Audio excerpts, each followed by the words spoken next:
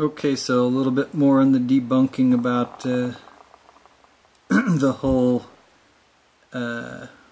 unbalanced dice. So now when you look at this and you see that, wow, it's kind of doing the same thing with the 3 up. No matter how much I try to spin it, it always seems to go to that 3 up. Now you might come to the conclusion that, wow, that thing is really, really heavy with those 6s pulling down. If that's the 6s there and pulling down, and that's kind of what's doing that.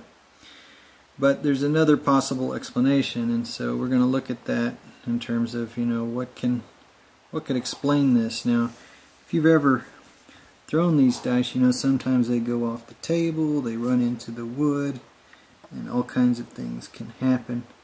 And what we're looking at here is this corner.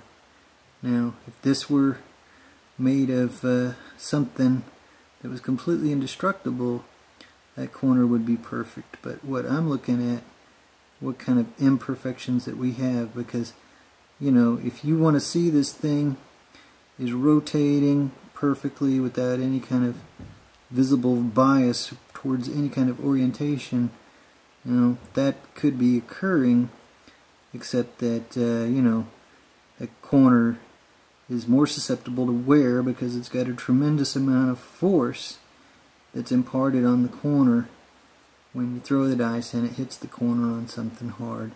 And now if you look at each of these corners, they've each got imperfections. You can see right there that corner's got some serious imperfections on it. And you know, any die that has actually been used in real casino play is gonna have imperfections on the corners. And even if it hasn't been used in play, these corners, they are gonna get worn down, even if it's from one of these things that's being used by the casino personnel. So when you see this thing kind of resting in place, what you're seeing is the imperfections of the corners interacting with this part of this die balancing caliper.